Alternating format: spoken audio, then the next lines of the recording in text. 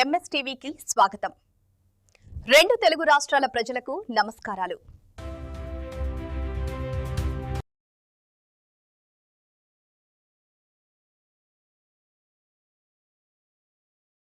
MS media ఈరోజు కొయ్యగూడెం గ్రామ పంచాయతీకి వచ్చాము.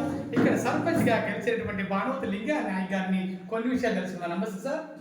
నమస్తే. చెప్పండి సార్, మీకు కాంగ్రెస్ పార్టీ తరఫున టికెట్ ఇచ్చినందుకు, మీరు గెలిచినందుకు ఎలా ఫీల్ అవుతున్నారు? అదేవిధంగా ఈ గ్రామానికి ఎటువంటి మెసేజ్ ఇస్తున్నారు గ్రామ ప్రజలకు? శ్రీధర్ గౌరవనీయులు మన కోరంకనిగయ్య గారు మా కొయ్యగూడెం గ్రామ పంచాయతీలో నన్ను కాంగ్రెస్ పార్టీ ఫస్ట్ నుంచి భానుమతి లింగా నాయక్ అనే కార్యకర్త పనిచేస్తున్నాడని ఆ విశ్వాసంతో మా ఎమ్మెల్యే గారు నన్ను పిలిచి మా మండల కమిటీ ఆధ్వర్యంలో మా సొసైటీ చైర్మన్ మూల మధుకర్ రెడ్డి సహకారంతో, మా ఎమ్మెల్యే గారి సహకారంతో నన్ను టికెట్ ఇచ్చినందుకు నేను వాళ్ళని రుణపడి ఎప్పటికీ ఉంటానని నేను కోరుకుంటున్నాను. మా ఎమ్మెల్యే గారు కష్ట నష్టాల్లో ఉన్న ఏ పని చేసినా నన్ను టికెట్ ఇచ్చినందుకు శుభాకాంక్షలు.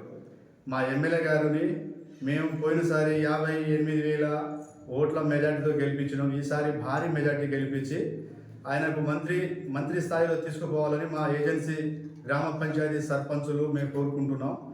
మా ఎమ్మెల్యే గారి సహకారంతో మేము మా కొయ్యగూడెం ప్రజలందరూ ఓటర్లు ఆశీర్వదించి నన్ను గెలిపించినందుకు కొయ్యగూడెం ప్రజల అభివృద్ధి కోసం కాంగ్రెస్ పార్టీ కార్యకర్తల నుండి వార్డు నెంబర్ కానుంచి, ఉప సర్పంచ్ కానుంచి, సర్పంచ్ కానుంచి, ఎమ్మెల్యే స్థాయి కానుంచి రాష్ట్ర ముఖ్యమంత్రి దాకా మా కాంగ్రెస్ పార్టీ ఉంది. కాబట్టి మా కొయ్యగూడెం జీపీలో మాకు మొన్ననే మా ఇక్కడ కొయ్యగూడెం దగ్గర ఒక చింతరేవు వాగు ఉంది.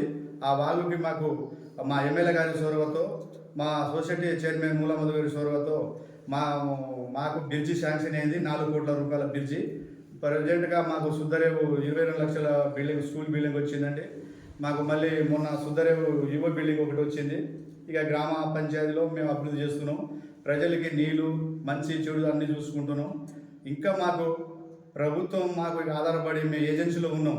ఆ ఏజెన్సీలలో ఉన్న ఫారెస్ట్ అధికారులు ఈ కొత్త పూల సమస్యలు బాగున్నాయండి. బోర్లు వేపిద్దామన్నా బోర్ల దగ్గర అడ్డం పడతారు. ఫారెస్టులు అమ్మటే వచ్చేస్తున్నారు, రేంజర్తో సహా వచ్చేస్తున్నారు. తంబాలు ఇప్పుడు జోగా స్కీమ్ కింద వచ్చింది సెంట్రల్ గవర్నమెంట్ నుంచి. ఆ తంబాలు పెడతామన్నా కూడా మీది రెవెన్యూ ఉందా, ఫారెస్ట్ ఉందని అధికారులు మాకు టైం లేట్ చేస్తారు. అన్ని కొన్ని జీపీలలో ఆ తంబాలు వేస్తూ ఉంటే మా జీపీ ప్రజలు ఏం చేస్తున్నారంటే ఫలాని జీపీలలో తంబాలు వేస్తాను, మరి మన జీపీకి ఎందుకు వేయట్లేదని మా మీద గ్రామ ప్రజలు మా మీద ఒత్తిడి పెడుతున్నారు.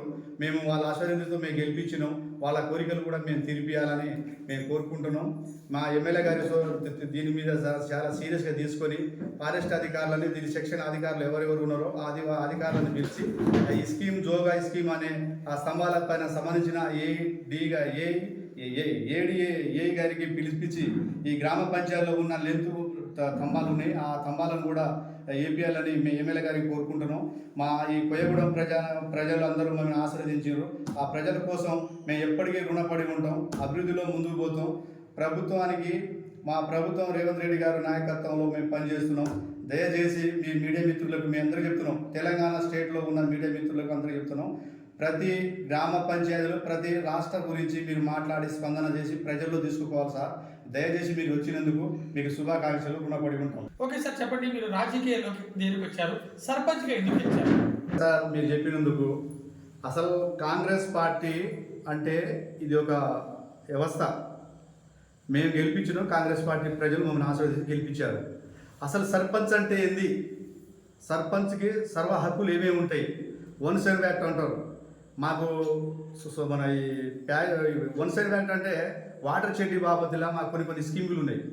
ఈ వాటర్ చెట్టు బాబతులా మాకు ఈ గ్యాసులు, కోళ్లపారాలు, చెరువు కుంటలు, అసలు సర్పంచ్కి ఏ సర్వ హక్కులు ఉంటాయి, ఇక్కడ ఏమేమి కావాలి, సర్పంచ్తో ఏమేమి అవుతుంది అని మాకు పేరుకే సర్పంచ్ అంటారు తప్ప, కానీ మాకు గవర్నమెంట్ నుంచి, కేంద్ర రాష్ట్ర గవర్నమెంట్ నుంచి మాకు వచ్చే నిధులు సర్పంచ్కి రాక ఇక్కడ ప్రజలు చాలా ఇబ్బంది పడుతున్నారు. చాలా ఇబ్బంది అంటే ప్రజలకు ఏమేమి కావాలంటే, ప్రజలకి కావాల్సిన మాకు మారుమూల చీకటి ప్రాంతం ఏజెన్సీ, ఇంకా మాకు చాలా కోరికలు ఉన్నాయి. మాకు ఇక్కడ టవర్ లేవు, ఎయిర్టెల్ టవర్ లేదు, BSNL టవర్ ఏదో ఒక రోజు వస్తుంది, ఒక నెల రోజుల మూలలో అయిపోతుంది. మా పిల్లలు చదువుకున్న వాళ్ళు అందరూ ఇంటికి వచ్చారు. ఆ పిల్లలకి ఇబ్బంది అవుతుంది. వాళ్ళు ఏ ఎగ్జామ్ రాసినా వాళ్ళకు ఇబ్బంది అవుతుంది. పోతే కొత్తపేట బయ్యారం పోవాలి. వస్తా ఎవడు అక్కడ కూర్తాండి యాక్షన్. చాలామంది ఒక మా కొయ్యగూడెం జీపీ నుండి ఒక 2-3 స్టూడెంట్ పోరగాలు ఈ నవలపాడప్పుడు యాక్సిడెంట్ అయి చచ్చిపోయారు. ఈ మాకు దయచేసి అది మీరు వచ్చినందుకు మాకు ఈ ఎయిర్టెల్ టవర్ అయినా, బిఎస్ఎన్ఎల్ టవర్ అయినా, ఐడియా టవర్, ఇది మన జియో టవర్ అయినా దీనికి స్పందన చేసి మాకు ఈ ఎమ్మెల్యే గారితో, ఎంపీ గారితో, మా బలరాం నాయక్ ఎంపీ గారి చొరవ తీసుకొని, ఇది కేంద్రంలో ఢిల్లీలో ఉంటాడు కాబట్టి వాళ్ళ పార్లమెంట్లో ఈ విషయంలో మా బయ్యారం మండలం ఏజెన్సీ గ్రామంలో మొత్తం ఇల్లందు నియోజకవర్గం ఉంటే మొత్తం ఏజెన్సీ గ్రామ పంచాయతీలే మాకు ఇది మొత్తం గుండాల కానించి మొదలు పెడితే ఇటు బయ్యారం, గుండాల, కామెపల్లికి ఉంది. గుండాలకెళ్ళి కూడా ఇబ్బంది అవుతుంది. మా కొయ్యగూడెం జీపీలో ఇటు మీరాలపేట, కొయ్యగూడెం, నాణాపురం, రామచంద్రపురం, కంబాలపల్లి, కార్కుంట, ఈ రామగుండల మాకు మా స్టూడెంట్ పోరగాలు ఇబ్బంది పడతారు. సార్ మీరు వచ్చిన దీన్ని మీరు ఎలుగులో తీసుకుపోవాలి. మీరు వచ్చినందుకు మా కొయ్యగూడెం ప్రజలు, మా సర్పంచ్, వార్డు నెంబరు, మా గ్రామ పంచాయతీ సిబ్బంది, వాళ్ళ ఉప సర్పంచ్ గొంది రాంబాబు, నా పేరు బాణం లింగయ్య నాయకుడు, వార్డు నెంబరు కూసం అరుణ, కాయం రమాదేవి, ప్లస్ మళ్ళీ నాగేంద్రబాబు, ద్రావత్ బజ్జా, మళ్ళీ ఇటు గుగ్గుల దుర్గిల, మళ్ళీ ఇటు కుంజ నాగమణి, దంసరి చిరంజీవి. మాది మొత్తం 8 మంది వార్డు నెంబర్లు, 8 మంది వార్డు నెంబర్లు, నాతో 9 మంది. సార్ మాకు ఈ ఏజెన్సీలో మేము చీకటిగా ఉన్నాం సార్. దీన్ని ఎలుగులో తీసుకోవాలి. మీరు అసలు సర్పంచ్కి ఏమేమి సర్వ హక్కులు ఉంటాయి, దీని చట్టంలో ఏముంది, ఏం వస్తుంది, మాకు వస్తుంది అదేదో పైసలు వస్తున్నాయి, మేము ఏదో వాటికి వీటికి పెట్టుకుంటున్నాం. ఇంకా మాకు నిధులు రావాలంటే మా ప్రజలకి మేము ఇచ్చిన హామీలు, ప్రజలకు చాలా కోరికలు ఉన్నాయి. వాళ్ళకి ఇంద్రమహిళలు కొంతమందికి అప్పుడు రాజశేఖర రెడ్డి ఉన్నప్పుడు కొంతమందికి వచ్చినాయి, కొంతమంది రాలేదు. బియ్యం తీసుకున్నారని, ఏదో మళ్ళీ 1000 రూపాయలు బిల్లు ఎత్తుకున్నారని వాళ్ళకి ఇబ్బంది. మళ్ళీ ఒక 5 ఎకరాలు పోయి ఏదండి ఇది మొత్తం ఫారెస్ట్ భూమి, ఎప్పుడు వద్దంటే అప్పుడు వెళ్ళిపోవాలంట భూములు. ఆ 5 ఎకరాలు ఉన్నా మాకు ఇంద్రమహిళలు ఇవ్వట్లే ఇక్కడ ఉన్న ప్రజలకు అందరికీ. ఆ ఇంద్రమహిళలు కూడా సర్పంచ్ లింగన గెలిచిండు కాబట్టి లింగన ఏదో ఒకటి ఎమ్మెల్యే గారితో, ఎంపీ గారితో, ఏ అధికారైనా కాలో ఏలో బట్టి దీన్ని మాకు తీసుకొస్తున్న ఆ విశ్వాసం నాకు ఎంత అంటే మా లమ్మడోల ఓట్లు ఒక 200, వాళ్ళ యొక్క 600 ఓట్లు, ఆ విశ్వాసంతో నన్ను గెలిపించారు కాబట్టి మమ్మల్ని ఇంద్రమహిళలు మా పథకాలు మా ప్రజలకు ఏమేమి వచ్చేటివి ఉన్నాయి. కాంగ్రెస్ 6 గ్యారెంటీ పథకాలు వచ్చినాయి. ఏంటంటే అండి మాకు రైతు భరోసా వస్తుంది, బోనస్ వస్తుంది, బస్సు ఫ్రీ, మళ్ళీ ఇప్పుడు పింఛన్లు కూడా రైతు భరోసా 6,000 చొప్పున ఇస్తున్నారు.